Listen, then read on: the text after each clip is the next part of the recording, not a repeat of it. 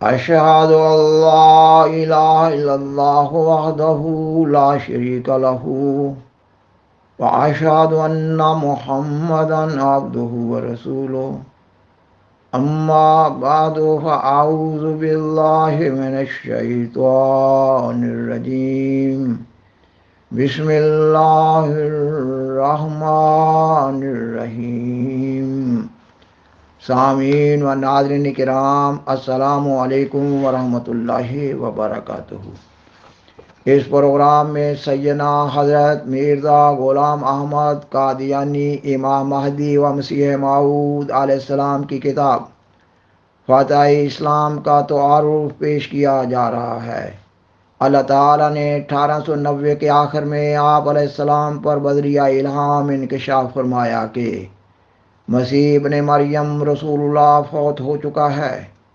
اور اس کے رنگ میں ہو کر وعدہ کے موافق تو آیا ہے۔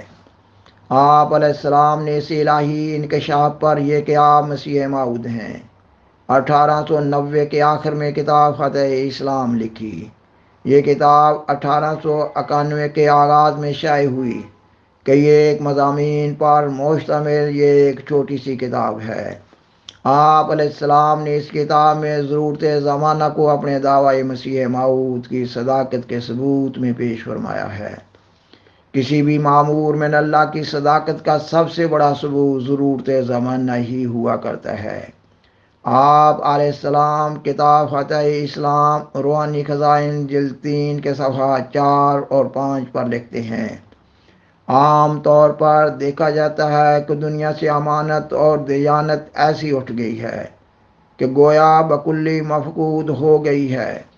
دنیا کمانے کے لیے مکر اور فریب حد سے زیادہ بڑھ گئے ہیں۔ جو شخص سب سے زیادہ شریر ہو وہی سب سے زیادہ لائق سمجھا جاتا ہے۔ طرح طرح کی ناراستی، بددیانتی، حرام کاری، دغا بازی، دروغ گوئی اور نہایت درجہ کی روبہ بازی اور لالچ سے بھرے ہوئے منصوبے اور بدذاتی سے بھری ہوئی خصلتیں پھیلتی جاتی ہیں اور نہایت بے رحمی سے ملے ہوئے کینے اور جھگڑے ترقی پر ہیں۔ خاکسار بیان کرتا ہے کہ یہ وہ زمانہ تھا جب عیسائی پادری اسلام اور بانی اسلام سیدنا حضرت محمد رسول اللہ صلی اللہ علیہ وسلم پر زبان تان دراز کیے ہوئے تھے۔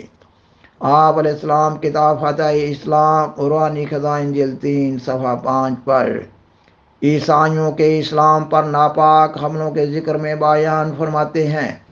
ناٹک کے تماشاؤں میں نہایت شیطنت کے ساتھ اسلام اور ہادی پاک اسلام کی برے برے پیرایوں میں تصویریں دکھلائی جاتی ہیں اور سوانگ نکالے جاتے ہیں اور ایسی افترائی تہمتیں تھیٹر کے ذریعہ سے پھیلائی جاتی ہیں جن میں اسلام اور نبی پاک صلی اللہ علیہ وسلم کی عزت کو خاک میں ملا دینے کے لیے پوری حرام زدگی خرچ کی گئی ہے۔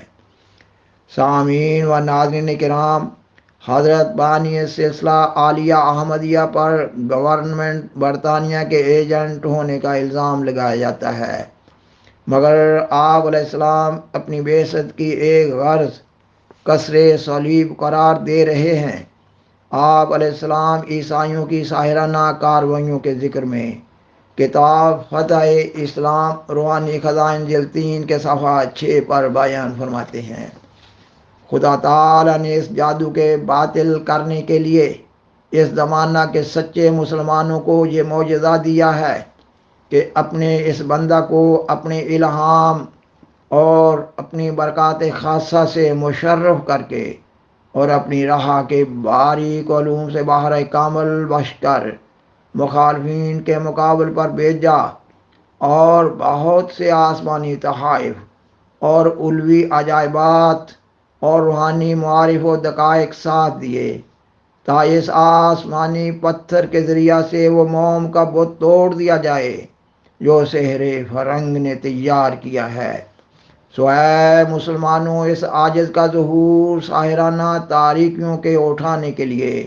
خدا تعالیٰ کی طرف سے ایک معجزہ ہے۔ کیا ضرور نہ تھا کہ سحر کے مقابل پر معجزہ بھی دنیا میں آتا۔ آپ علیہ السلام نے اپنی بعثت کے زمانہ کی تخصیص کے ثبوت میں قرآن مجید کی سورت المزمل کی آیت 16 کا حوالہ دیا ہے، یہ کہ حضرت موسیٰ علیہ السلام کے بعد 14ویں صدی میں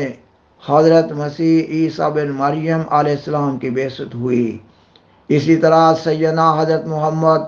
صلی اللہ علیہ وسلم کے بعد 14ویں صدی میں مسیح محمدی کا نزول ہوا ہے،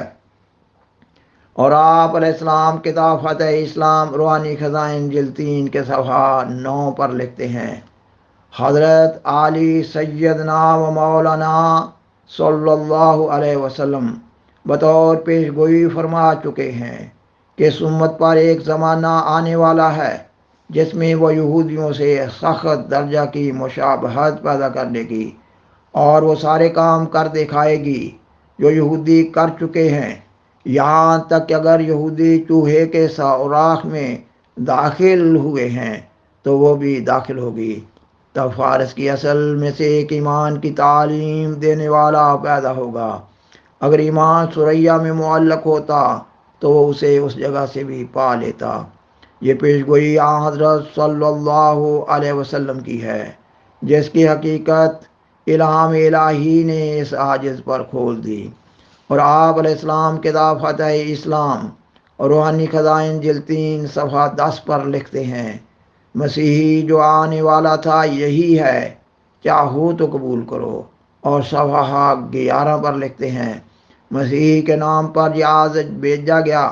تا صلیبی اعتقاد کو پاش پاش کر دیا جائے، سو میں صلیب کے توڑنے اور خنزیروں کے قتل کرنے کے لیے بھیجا گیا ہوں۔ سامعین و ناظرین کرام، اور آپ علیہ السلام کتاب فتح اسلام روحانی خزائن جلد 3 صفحہ 10 پر لکھتے ہیں، سچائی کی فتح ہوگی اور اسلام کے لیے پھر استادگی اور روشنی کا دن آئے گا جو پہلے وقتوں میں آ چکا ہے، اور وہ آفتاب پورے کمال کے ساتھ پھر چڑھے گا جیسا کہ پہلے چڑھ چکا ہے، لیکن ابھی ایسا نہیں، ضرور ہے کہ آسمان اسے چڑھنے سے روکے رہے جب تک کہ محنت اور جاوشانی سے ہمارے جگر خون نہ ہو جائیں اور ہم سارے آراموں کو اس کے ظہور کے لیے نہ کھو دیں اور اعزاز اسلام کے لیے ساری ذلتیں قبول نہ کر لیں۔ اسلام کا زندہ ہونا ہم سے ایک فدیہ مانگتا ہے، وہ کیا ہے؟ ہمارا اسی راہ میں مرنا۔ یہی موت ہے جس پر اسلام کی زندگی، مسلمانوں کی زندگی اور زندہ خدا کی تجلی موقوف ہے، اور یہی وہ چیز ہے جس کا دوسرے لفظوں میں اسلام نام ہے۔ اسی اسلام کا زندہ کرنا خدا تعالی اب چاہتا ہے، اور ضرور تھا کہ وہ مہم عظیم کے روبراہ کرنے کے لیے ایک عظیم الشان کارخانہ جو ہر ایک پہلو سے مؤثر ہو اپنی طرف سے قائم کرتا۔ سوچ حکیم و قدیر نے اس عاجز کو اصلاح خلائق کے لیے بھیج کر ایسا ہی کیا، اور دنیا کو حق اور راستے کی طرف کھینچنے کے لیے کئی شاخوں پر امر تائید حق اور اشاعت اسلام کو منقسم کر دیا۔ آپ علیہ السلام نے کتاب فتح اسلام میں اپنی جماعت کو الہی کارخانہ قرار دیا ہے، اور دفاع اسلام اور اشاعت اسلام کے لیے اپنی جماعت میں 5 شعبہ جات کے قائم کرنے کا بھی ذکر کیا ہے۔ آپ علیہ السلام نے ان 5 شعبہ جات کو الہی کارخانہ کی 5 شاخیں قرار دیا ہے، اور ان 5 شاخوں کا تعارف پیش فرمایا ہے۔ خاکسار ان 5 شاخوں کے صرف نام آپ علیہ السلام کے الفاظ میں بیان کرتا ہے۔ مثلا پہلی شاخ تالیف و تصنیف کا سلسلہ، دوسری شاخ اشتہارات جاری کرنے کا سلسلہ، تیسری شاخ حق کی تلاش کے لیے واردین اور صادرین کی ضروریات مہمان نوازی کا خیال رکھنے کا سلسلہ، چوتھی شاخ حق کے طالبوں یا مخالفوں کی طرف بھیجے جانے والے مکتوبات کا سلسلہ، پانچویں شاخ اللہ تعالیٰ کے حکم پر قائم کیا جانے والا مریدوں اور بیعت کرنے والوں کا سلسلہ۔ آپ علیہ السلام کتاب فتح اسلام روحانی خزائن جلد 3 کے صفحہ 31 پر لکھتے ہیں، اے مسلمانوں، جو اولو العزم مومنوں کے آثار باقیہ ہو اور نیک لوگوں کی ضروریت ہو، انکار اور بدظنی کی طرف جلدی نہ کرو اور اس خوفناک وبا سے ڈرو جو تمہارے ارد گرد پھیل رہی ہے اور بے شمار لوگ اس کے دامن فریب میں آگے ہیں۔ تم دیکھتے ہو کہ کس قدر زور سے دین اسلام کے مٹانے کے لیے کوشش ہو رہی ہے۔ کیا تم پر یہ حق نہیں کہ تم بھی کوشش کرو؟ سامعین و ناظرین کرام، آپ علیہ السلام نے اپنی اس کتاب میں اپنے چند ایک مخلص احباب، بالخصوص حضرت مولانا نور الدین رضی اللہ تعالیٰ عنہ کی قربانیوں کا ذکر بھی کیا ہے اور ان کے لیے اللہ تعالیٰ کے حضور دعا کی ہے۔ بالآخر درخواست ہے کہ برائے مہربانی اس پروگرام کو دوسروں سے شیئر کریں